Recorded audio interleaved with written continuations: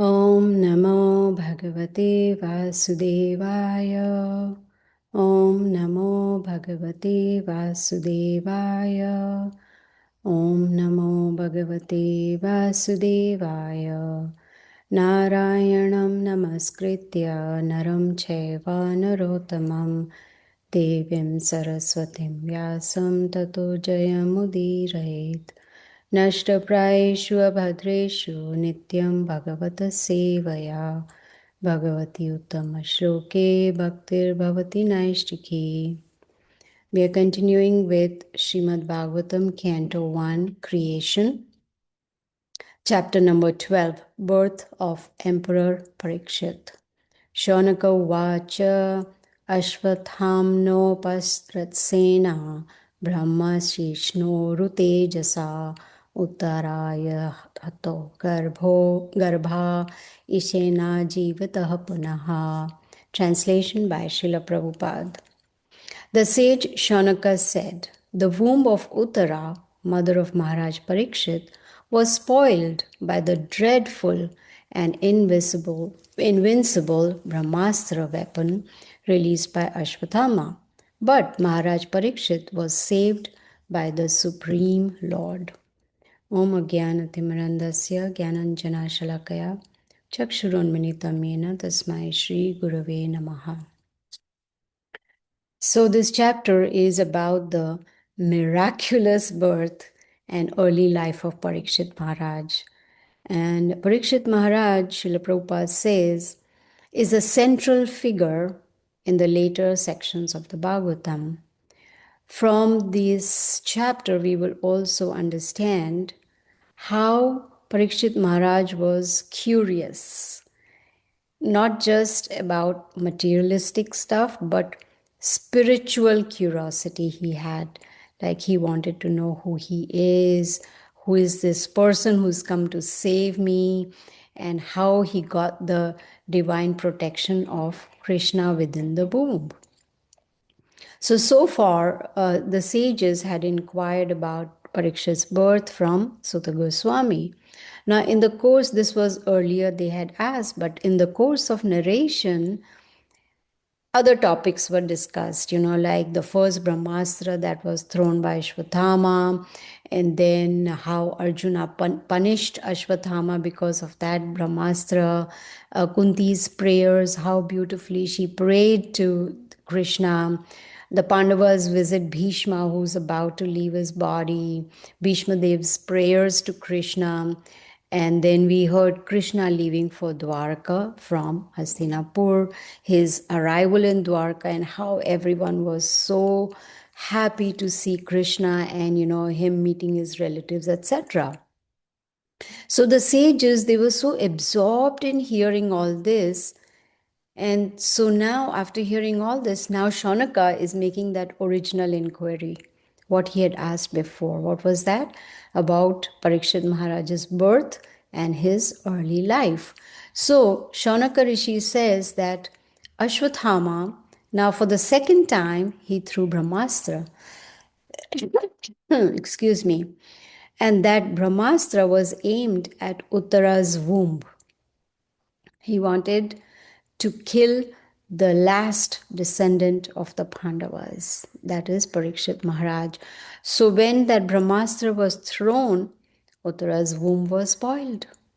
But Krishna saved Parikshit Maharaj. So how was Parikshit Maharaj born in that womb?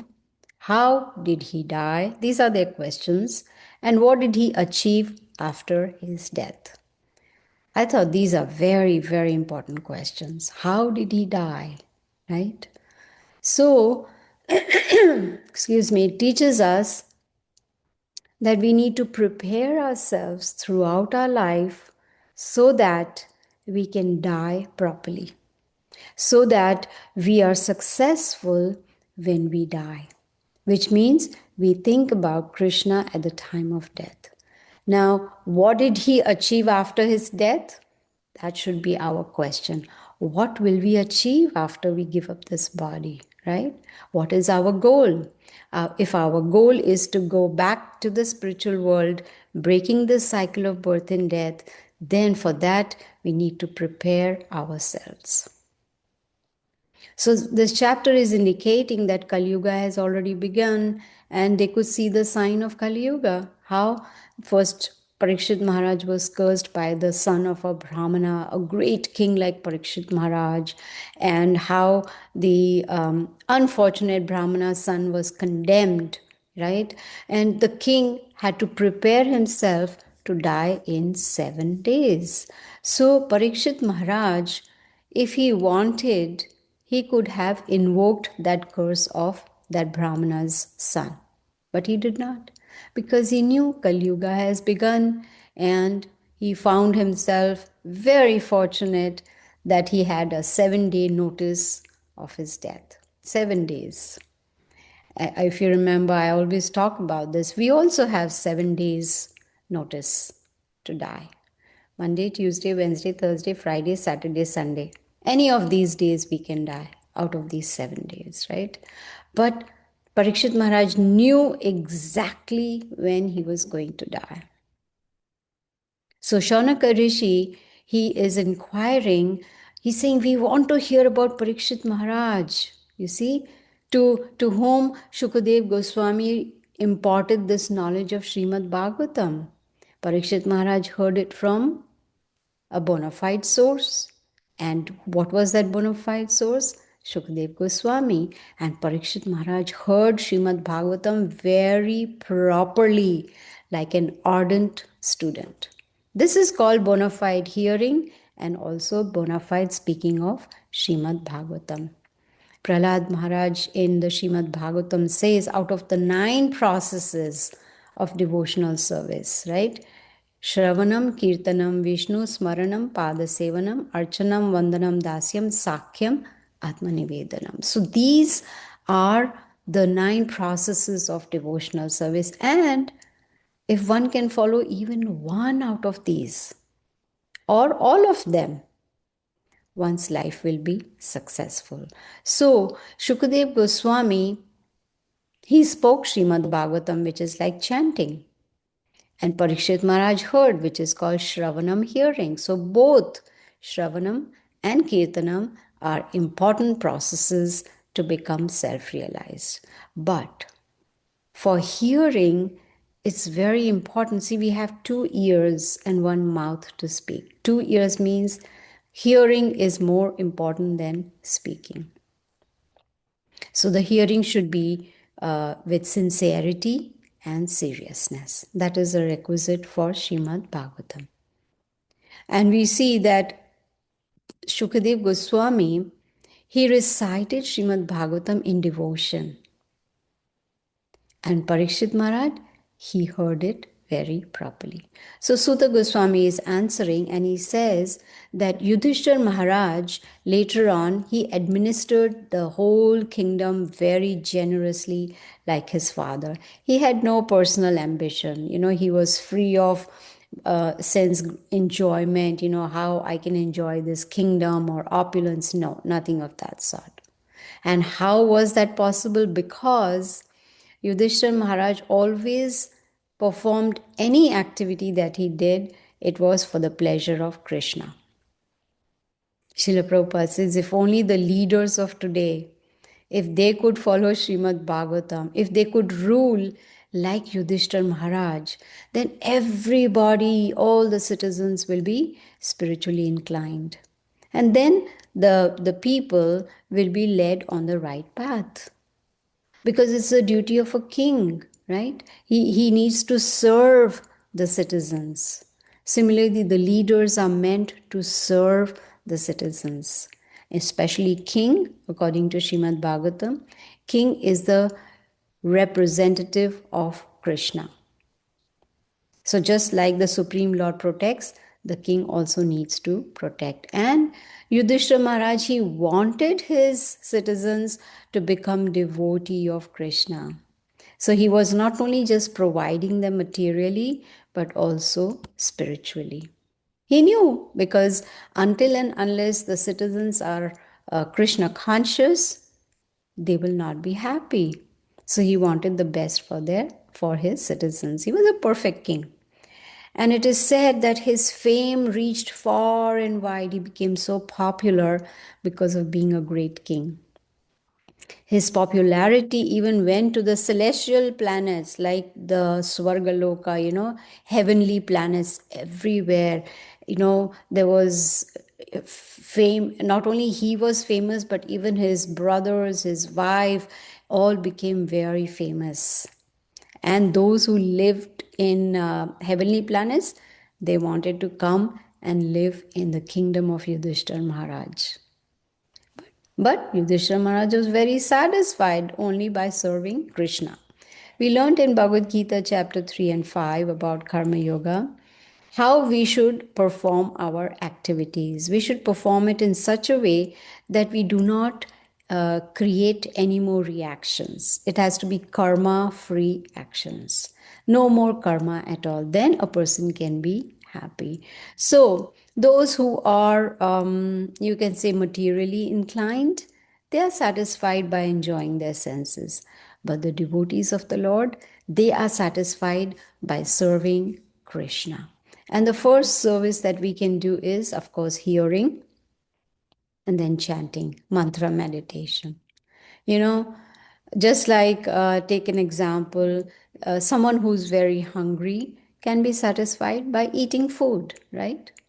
So similarly, whole world is full of hungry people, not for eating, but there is no food for spiritual atmosphere. They are hungry for spirituality.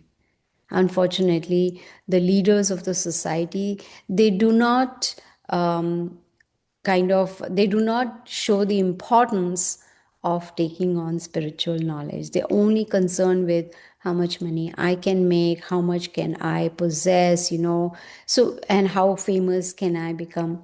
There is no spirituality involved at all. So Sutta Goswami, he's continuing and he's saying, O Shaunaka, the one who had inquired, when Parikshit Maharaj was in the womb of his mother, he started suffering a lot because the brahmastra that was thrown by Ashwathama was burning like fire. So that heat was so strong that Parikshit Maharaj started suffering. And at that time, he could observe Supreme Lord was coming to him inside the womb. Can you imagine? And it is described that he saw that the Supreme Lord was only size of the thumb. Just this much. That was his size, right? The scriptures tell us that Krishna is situated in everyone's heart as Paramatma or Super Soul, and his size is size of the thumb. Then one person asked me a question when I was talking about Bhagavatam in India. And he said, well, what about the ant? Ant is so tiny. How can the Lord be the size of the thumb? And then I explained the size of that ant's thumb if the ant has a thumb. You see that Krishna adjusts the size according to the size of the living entity. So he could see that the Supreme Lord was coming to save him. And he looked so transcendental, beautiful blackish body. He was wearing yellow garments. Can you imagine clothes inside the womb, right? The Lord was wearing beautiful yellow garments. His helmet was of blazing gold. He had in his four hands, he had that Vishnu form, four hands.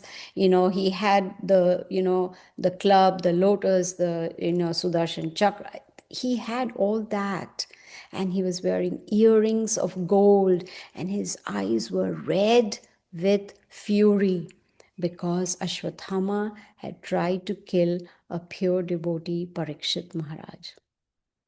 So what did the Supreme Lord do? His club, he was holding a club. It encircled like a shooting star around. He was trying to save Parikshit Maharaj inside the womb.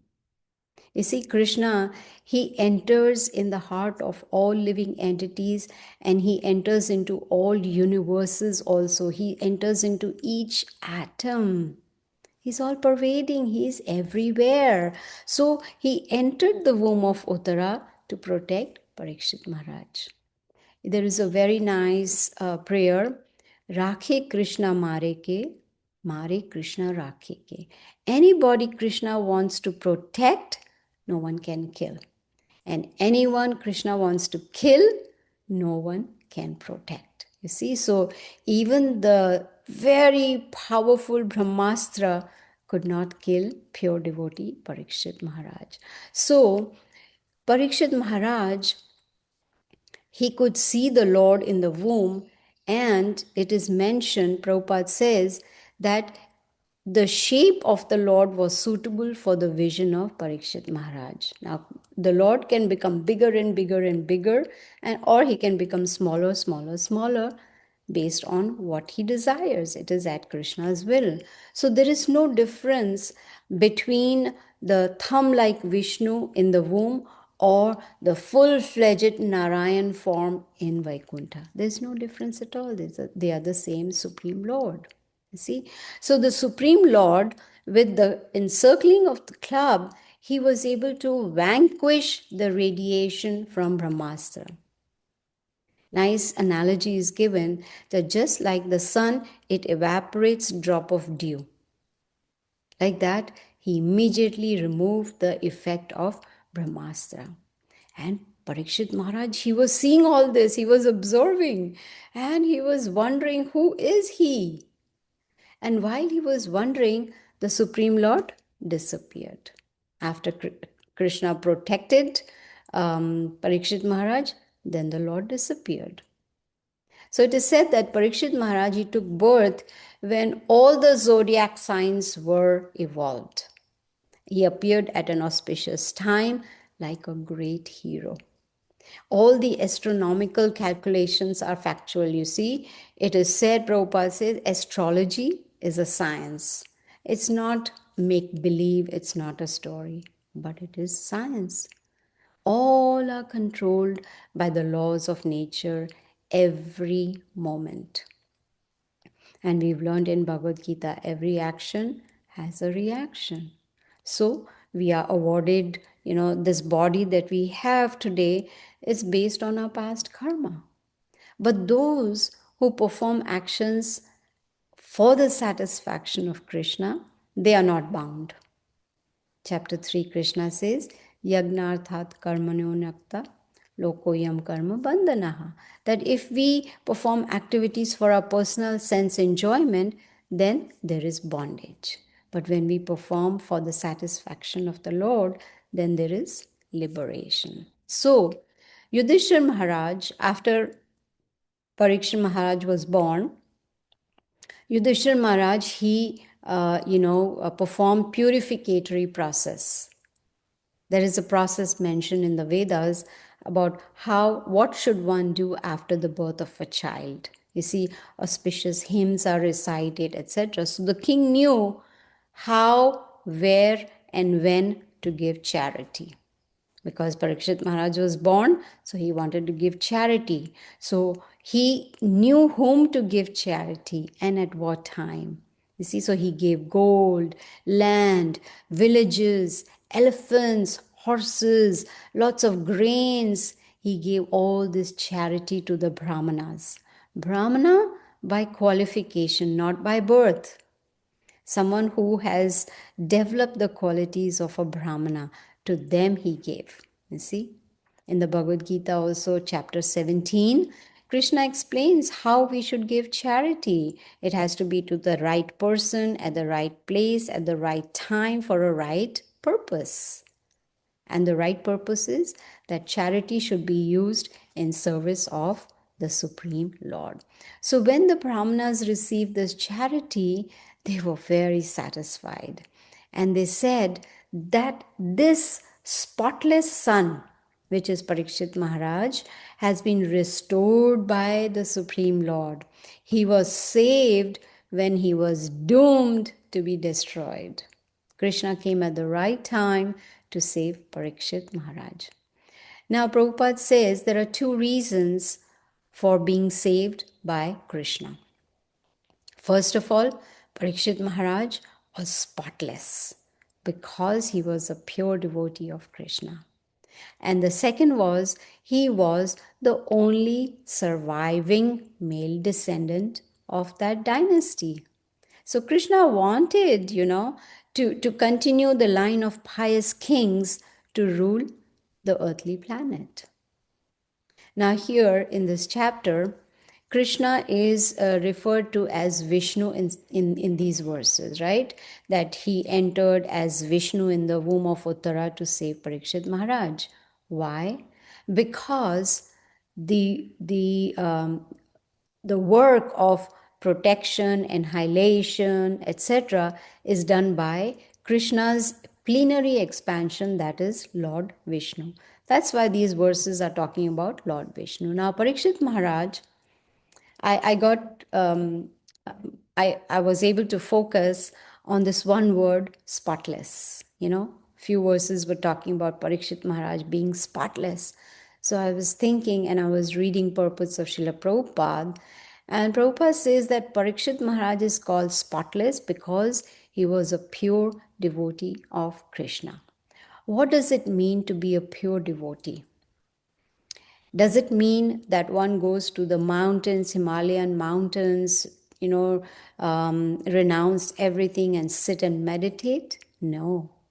Pure devotee is one who is pure in words, deeds. You see, the purity of the body is maintained internally and externally.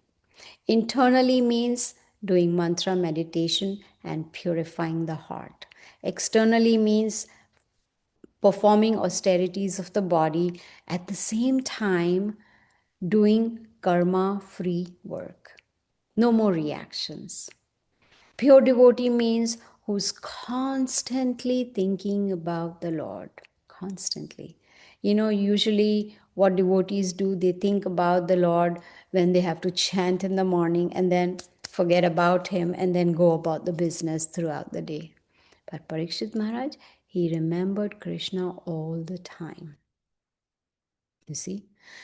Pure devotees, Krishna sends those pure devotees as his representatives to help people like us who are conditioned.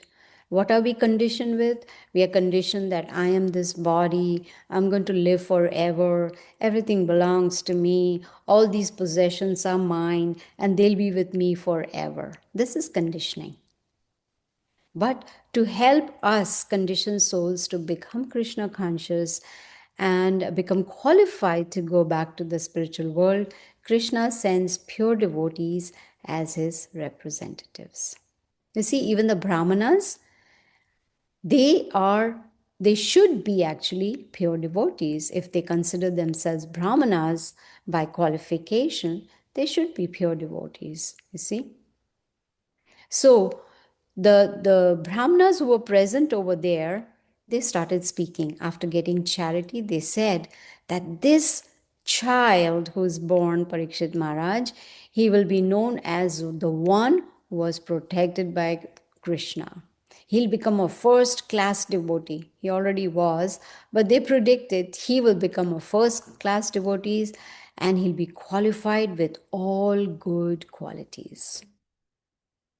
Now, talking about devotees, there are three kinds of devotees. There's Kanishta Adhikari, Madhyam Adhikari, and Uttama Adhikari. Uttama Adhikari also is called Mahabhagavat. Now, who are those Kanishta devotees? That means those who have just started on that spiritual path. They will go to the temple, they will worship, but they don't have sufficient knowledge, you see, and they don't have respect for other devotees, and they are materialistic devotees, which means they expect benedictions from the Lord. Okay, Lord, I'm giving you one coconut and $11. Please give me this, this, and this. That's a Kanishta devotee, right? One who's just started on the path of spirituality. Now, Madhyam Adhikari, the middle one, devotee, is the one who has a genuine desire to serve Krishna, is very friendly with other devotees, and is compassionate towards the Kanishta devotees, those who are just beginning. But the Uttama Adhikari or the Mahabhagavat pure devotees are those who see Krishna in all living entities. They see everyone in relation to Krishna and they are perfect in all respects. So Parikshit Maharaj was considered that pure devotee, the Maha Bhagavat. You see? Now, due to birth of a pure devotee, what happens? Say one person in our family becomes a pure devotee. It is mentioned that 100 generations, past, present, future, they get liberated. So it's funny. My son always tells me that you should become a pure devotee so that I will get liberated. Because if there's a pure devotee in the family, 100 generations get liberated, past, present, future. So, which means he doesn't want to do the work, the extra work needed to become a pure devotee, but he wants a shortcut, which is also okay. At least that consciousness is there that one needs to become a pure devotee. So, Yudhishthir Maharaj, he's inquiring that will Parikshit Maharaj be a saintly king? Will he be a pious king? Will he become famous? Will he be glorified? You see, because the forefathers before the Pandavas, they were all great saintly kings. They were pious, they were glorified, they were properly trained, and the citizens in their kingdom were saintly. So Yudhishthir Maharaj, he wants to know, is Parikshit Maharaj also going to, be a pious saintly king? You see? Of course, he was very happy to hear that Parikshit Maharaj will be a first class devotee. And that's all a person needs to be a first class devotee. So the Brahmanas, in answer to Yudhishthira Maharaj's question, they say, yes, Parikshit Maharaj will be like King Ikshvaku, son of Manu. He will follow the principles like Lord Ramachandra. You see? So so the question arises, we just heard about King Ikshvaku. Who is King Ikshvaku, right? So in Bhagavatam, there is explanation that there are 14 Manus in one day of Brahma. Now, Brahma, he lives for 100 years of his time. But if we calculate it to our earthly years, it is 311 trillion 40 billion years. That long is the life of Lord Brahma. So in that, the Manu, there are 14 Manus. So here the Manu that is being referred is the seventh Manu, who's the son of sun god, Sun, sun god. And his name is Vaivasvata Manu, who had 10 sons. And King Ikshvaku was one of those 10 sons. You see? So Bhagavad Gita already has given us the basic knowledge before we moved on to Srimad Bhagavatam, where, in fourth chapter he says, Imam Vivasvate Yogam Proktavan Aham Avyayam, right? There he mentions, Krishna says that this knowledge I first gave to sun god Vivasvan, and then it has come down in disciplic succession. So Ikshvaku is mentioned. Ikshvaku is in that dynasty, and Lord Ramachandra came in their dynasty. Now, King Ikshvaku had 100 sons.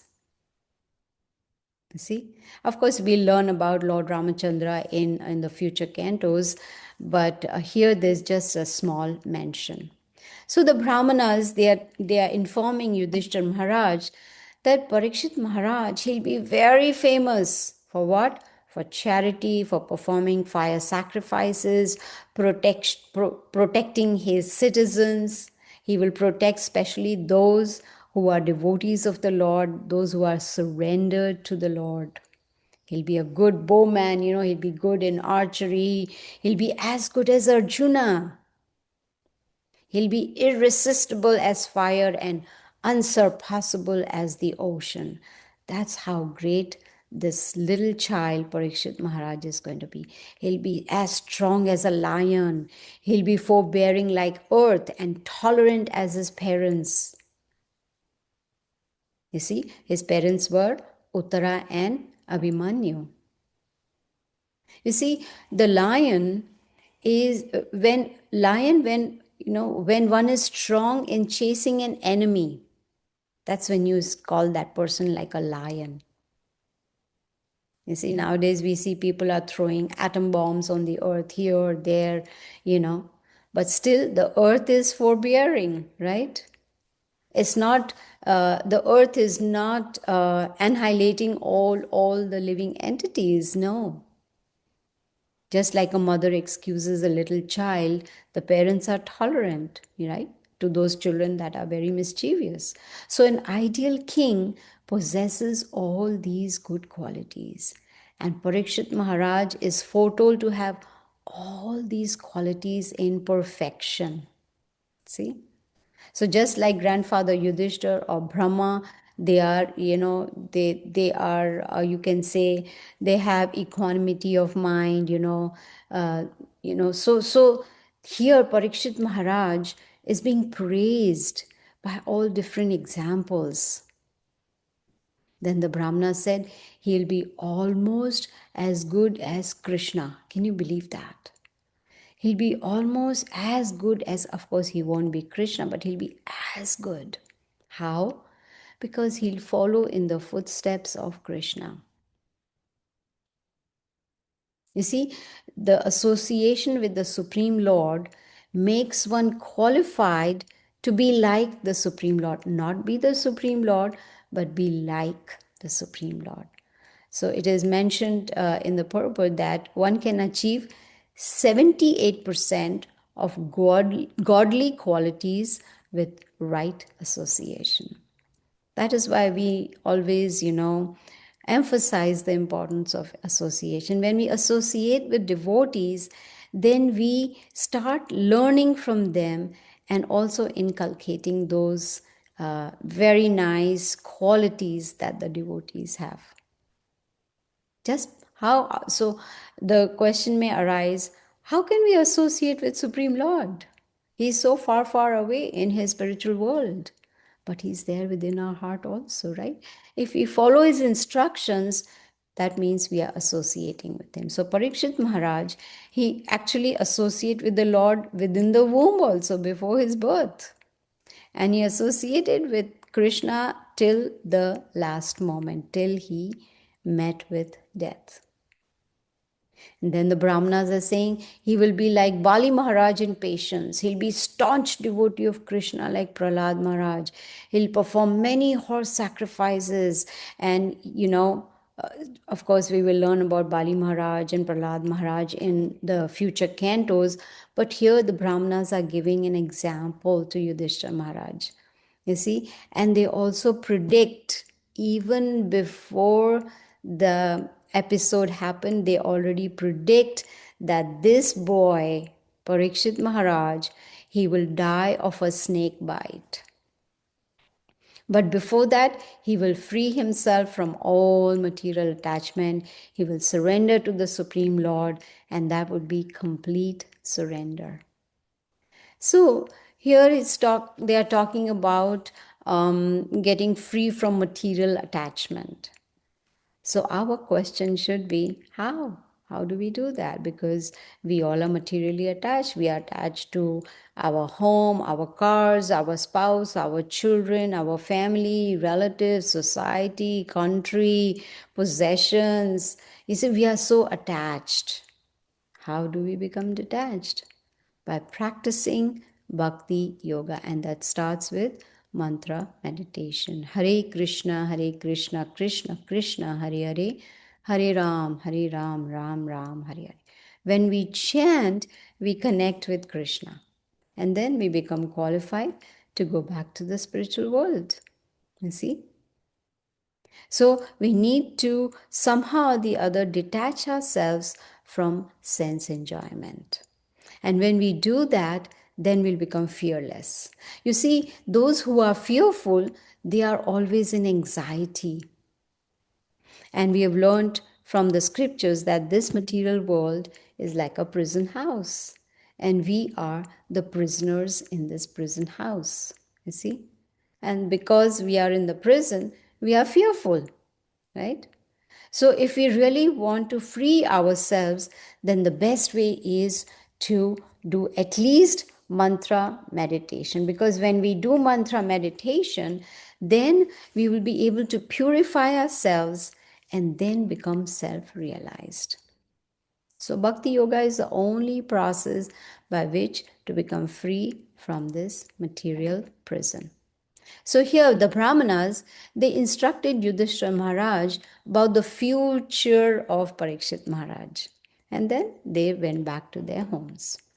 So Sutta Goswami is saying that Parikshit Maharaj will be very famous and he'll be known as Parikshit. Parikshit means the examiner, the one who examines, right? Because when he saw the Supreme Lord in the womb, when he was born, after that, he started examining everybody around him because he wanted to see the Supreme Lord again, right? So he's going to examine all human beings looking for that Supreme Lord whom he saw in the womb. So he will always think and meditate about that Supreme Lord. So once, Krishna's form is fixed in the mind, this Parikshit Maharaj, he can never forget. So that applies to us also. If somehow or the other we can fix Krishna in our minds, then we will never forget him. You see? So it's not sufficient to accept that, oh, there is God and his name is Krishna. We need to engage ourselves. Especially, we are so fortunate that we have the opportunity to read, hear, and speak the Srimad Bhagavatam. We are very, very fortunate. So, why not take advantage of this good fortune of ours and engage in devotional service by remembering Krishna through mantra meditation? You see, just like we train our children, you know, in different aspects of life, right? So, why not train them in spirituality also? But to train children in spirituality, the parents have to set a very good example for them to follow. That's very important. We cannot, tell children do this, this, this, and this while we don't follow that at all. Because children follow examples. So the mind is like a child who needs to be disciplined. So Sutta Goswami, he continues in this chapter where he says that Parikshit Maharaj, he grew up in a very protected and, good care of his guardian grandfather. And Yudhishthira Maharaj was wanting to perform horse sacrifice. Why? Because he wanted to get free of all the sins that had that he thinks he incurred during that Mahabharat war at Kurukshetra, right? So he became anxious to get wealth, so because there was no surplus and horse sacrifices require a lot of money. So, and in like when we are talking about horse sacrifice, that means sacrificing an animal. You see, animals sacrificed in those days, that was in Dwapar Yuga. In those days when animals were sacrificed, it was not just to kill them, but to give them a new life. How? By the power of chanting the mantras. But that is not possible in this age of Kali Yuga. So Krishna made sure that the sacrifices were performed by qualified brahmanas. So after the battle, state treasury was exhausted. Yudhishthira's brothers and Krishna helped Yudhishthira Maharaj collect funds from different, kingdoms. So he was able to perform those sacrifices, and that sacrifice pleased Lord Krishna. But the sacrifice recommended for Kali Yuga is not meditation, not fire sacrifice, not elaborate deity worship, but only chanting. Chanting the holy names of the Lord. Hare Krishna, Krishna Krishna, Hare Hare, Hare Ram, Ram Ram, Hare Hare. So Sutta Goswami, he continues and he says that the Supreme Lord, bade farewell to Yudhishthira Maharaj, Draupadi, relatives, and then he started the city of Dwarka with Arjuna and other members. So, from this chapter, we understand that Krishna protects his pure devotees. So, protection of Parikshit Maharaj in his mother's womb from the Brahmastra, which was a very critical moment. And at that critical moment, Krishna entered the womb to protect the unborn child because he wanted to preserve the lineage of Pandavas. Then the chapter also talks about birth of a blessed child. You see, the child was born safely to Uttara. You see, trying to tell us that this is the divine protection of the Lord. It's a divine gift from the Supreme Lord, you see. Later on, of course, because Parikshit Maharaj saw the Lord in the womb, he started searching for that same Krishna in everyone that he met. That's why his name was Parikshit, the examiner. Then we heard about the predictions by the Brahmanas, right? Those wise sages, they are invited, to examine this new boy who is born, right? And so they predicted that he's going to become a very great king. See, he will embody the qualities of famous rulers and devotees. He will uphold dharma in the age of Kali Yuga. You see, they could see his future. They even saw that he is going to be cursed to die by a snake bite in 7 days. And that is the turning point leading to narration of Srimad Bhagavatam by the Supreme Lord. So we saw the divine protection. Krishna is ready to protect us also, but we need to do our part, right?